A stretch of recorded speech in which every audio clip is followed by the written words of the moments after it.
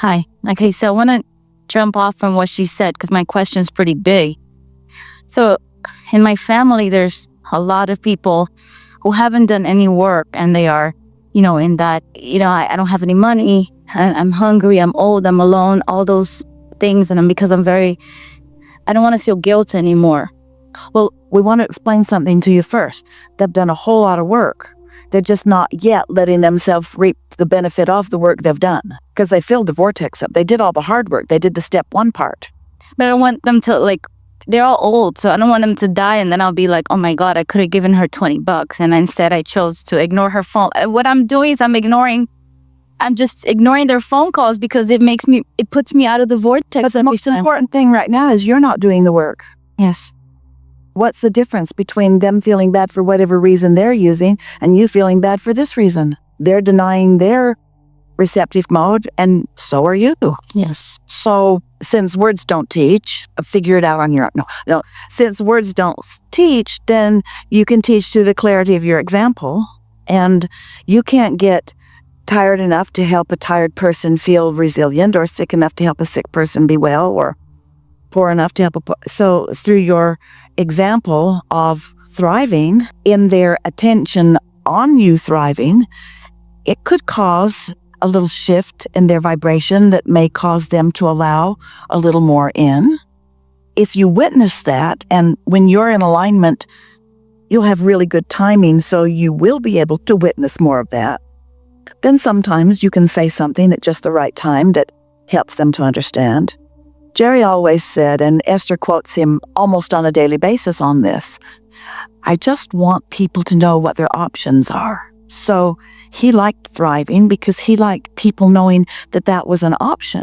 And just because someone chooses to not accept it as their option and feel jealous because it seems to be your option, you can't really do anything about that. So then you ask yourself, what's my path of least resistance? So let's talk about that here. So does it feel better to you to feel regret? You're not even, in your example to us, you weren't even feeling regret about something that was happening. You were teleporting yourself into a negative future and feeling regret. That's not what we meant by moving forward or looking forward. But it really doesn't matter if you're looking past, present, or future. Where you're looking is where you're looking, and how you're feeling when you're looking is what matters, yes? So what feels best to you in this sort of detached? You are a bit detached from all of that as you're here in this room, and we've got lots of momentum going, and we know that you've been hearing what we've been saying and feeling resonance with all of that. So which of these statements feels better? I'm going to let them live their lives. I need to guide them so they can live better lives. Which feels better? And live their lives. They may figure some things out that help them. They're destined to misery. That one. We know these seem like obvious choices, but you all don't act like they're that obvious because you keep patterns going. The worst thing about being born into a family that complains all the time, you're likely to complain all the time because it's a pattern. Not because you really want to complain, it just seems like that's what you do. When that happens, you say that, and when that happens, you feel that way. And we want you to exercise more choices. We want you to feel more open-ended, more like you feel in a daydream, when there's not so much reality that you're knee-jerk responding to. It might not be possible to imagine. Did you call those people old? There are a lot of people in this room offended by that. It might not be easy for you to imagine some of these cranky ones as being more lighthearted. It might not be easy, but it is easy to be lighthearted about some things. There's a new car commercial, new to Esther. She just saw it for the first time yesterday. And she doesn't know what car is being advertised. She doesn't know anything about it. All she knows is there's a girl in the commercial who seems to be floating around a little bit. Esther loves that feeling. And then there's a red balloon, and she seems to have hold of a red balloon. And then you can see her feet coming right off the ground, which gives you the impression that she's floating. And then you see a glimpse of her floating through space, holding onto the red balloon. And then all of a sudden, she's transported into a really beautiful red car. And Esther thought, that's how I feel when I'm on the road. She thought that was such a great advertisement for the feeling of freedom in a car. It almost feels as good as lifting your feet because when you get into your vehicle, if you've learned how to segment intend, you can leave everything that is behind and just focus completely on where you're going. And the universe will treat you with that feeling of divine empowerment, you see. Well, don't you like those thoughts? And aren't those thoughts accessible to you all the time? And if feeling good is the only thing that is necessary to live happily ever after, then why would you assign yourself thoughts that are so close to impossible to feel good about? Why ask yourself to feel good about something that you've never felt good about? Why not pick some new things that are easier to feel good about, like flying with a balloon? And if you don't believe that, get in a car. It's almost as good. Yes. And I also wanted to ask a big question about money. How to get from where I'm at to where I want to go. And speaking of cars, money is a subject like cranky old people. It gets activated with the family conversation because my dad is very negative about everybody. And I'm like, wait, I'm going to figure this out. Most people have some of that going on. But when you realize that every subject is like picking up the subject of money and it's a stick, and on one end of it is not enough money, and on the other end of it is plenty of money. And then you have to decide where you're going to light on that and practice it apart from what is. That's really the point that we're making that you already understand. We want to get past this point, but the point that we're making that you already understand is what you've been living has trained you to where you are on that stick. And so where you are is where the universe keeps giving you more ideas. And somehow you have to decide that you're going to approach it in a new and different way, which means you sure are not going to find the other end of the stick by listening to your family who has never come close to the other end of the stick.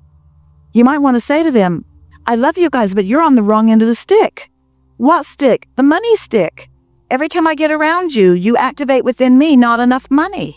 I'm not blaming you. You've just been doing it a long time and you're stuck on that end of the stick. And I might be sorted too, but I don't want to be stuck on that end of the stick. So I'm not going to talk about money with you anymore because you're stuck on the wrong end of the stick. Oh yes, smarty pants, what are you going to do? That's them talking to you, not us. How are you going to get on the other end of the stick? You got to get hold of a balloon and float a little. You need something to distract you from that end of the stick, which usually means pick up another stick. Pick up another stick. A stick that you're already on the good feeling end of, and then from the good feeling end of one stick, you can get to the good feeling end of another stick. Ooh, that's big. It's so much easier to pick up the good feeling end of a stick and then move to the good feeling end of another stick because they are in the same vibrational genre than to start on a subject where you are trained or have trained yourself to be on the not good feeling end of the stick and then drag your way up the emotional scale. It's so much easier. So, in a really practical sense, what sticks are easy for you to feel good? For the spot, I'm a healer, so I love what I do. That's positive stick. That's big. That's big. I love to travel. I just manifested a trip to the Bahamas, everything paid for. Unlimited food in a 5-star resort. So that was Wait. You mean, are you telling us that the money stick was irrelevant? No, I have. Yes, you are. There's a lot of that. But you're going on a trip where money was irrelevant. It's paid for. Did you say it was paid for? Yes. And I would like to manifest that as a career, to do that constantly, to get paid to go to Bahamas. But wait a minute. Why are you messing up a perfectly good stick with reality? Why are you not letting that fantastic end of that fantastic stick, why are you not isolating that and focusing on it and letting it be a bigger part of your vibrational mix for a little while? Why are you returning to the other stick and the things that aren't working so easily? Because you're practical minded. But when you think about it in this context, you just demonstrated in a perfect example exactly what we were talking about as the method to bridge. Picked up another stick, was already over there, and you were there for just a little bit before you messed it up. But you understand it, yes? Any other good feeling sticks? Or are we just getting greedy and selfish? Traveling, like here to North Carolina, that's to seminars. Traveling is a big stick of joy for me. So then the money gets introduced. So that is. You picked up on just where we were going. Are there any sticks that feel really good that don't have the stench of money attached to this? Puppies. Free puppies? Yeah. Just enjoying puppies, seeing puppies. And that's it feels good. Little animals in the vortex. Do you believe that there is a direct relationship from feeling the thrill and the sweetness of puppies and prosperity? Can you see? I don't see it, but You don't see it? So we want to draw it out. We want to paint it out for you. The puppy end of the stick and the wonderful travel to the Bahamas end of the stick are in the same vibrational vicinity of all of the money in the world that you'd ever want for anything. It's all over there together. It's all over there. It's all over there on that end of the stick. So, can you see the correlation? Imagine a pile of sticks. This end feels really good, this end feels really bad, and you've chosen a stick that you feel really good on. Now you can just leap from stick to stick to stick to stick to stick to stick to stick. There's the relationship stick, and the puppy stick, and the Bahamas stick, and the living happily ever after stick. All those sticks are over there, and you're already predisposed because of your focus on puppies to this end of the sticks. Why does anybody have any problems? Because you felt responsible about something that you're not responsible about. Really? It's that easy? Just find something delightful and be delighted, and then delightful things will come to me? That's it. Find something delightful and be delighted, and then delightful things will come to you. So would that same methodology or formula work with my whole family dynamic? They're on the other end of the stick. So how do I bridge so I don't just ignore everybody for the rest of my life? Yeah, you sort of do. That's it? Yeah. Bye. Bye to everything on that end of the stick. Oh, that implied that they only have that end of the stick. That implied that you don't love them when you do. There's that end of the stick in every one of them, but you're not stable enough to selectively sift that pile. You will be in really short order. Once you start approaching life vibrationally and emotionally, then that practice, then you'll be able to go anywhere, talk to anybody about anything. Somebody could innocently hack up your favorite tree, arrogantly and innocently hack up your favorite tree. And if you've been on this end of the stick enough, you can say, things always work out for me. Things always work out for me. Things are always working out for me. I'm just not letting myself see it because I've chosen to be on the end of the stick that doesn't let me see it for a while. But when you're on this end and this end and this end, this good feeling end, after a while, even though, of course, contrast is going to take you there every now and then, but you don't stay there long. You don't define yourself by that end of the stick like your story makes your family sound. A lot of people get beaten down by life. They don't need to. It only takes a little bit of optimism to call them to the other end of the stick.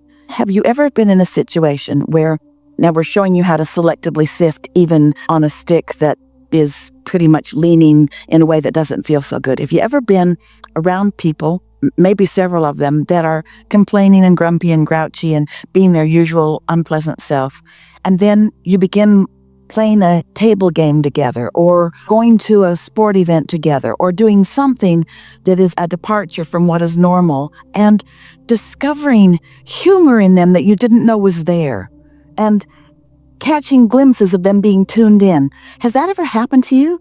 Have you ever said to someone, boy, I didn't expect to hear that from you? I've labeled you as grouchy. I don't know how that clever thing got out in my expectation of you. Must have happened because I've been being positive about other things and you just slipped in, which is our way of saying to you that a lot of the behavior that you see in others, you're asking for. How so? Because people will rise or lower to your expectation. So when you've labeled them as old, and Esther's taking that really personally, when you give someone a label, boy, that's a strong expectation. And it's not easy. Even if they are being delightful in a moment, you're going to miss it.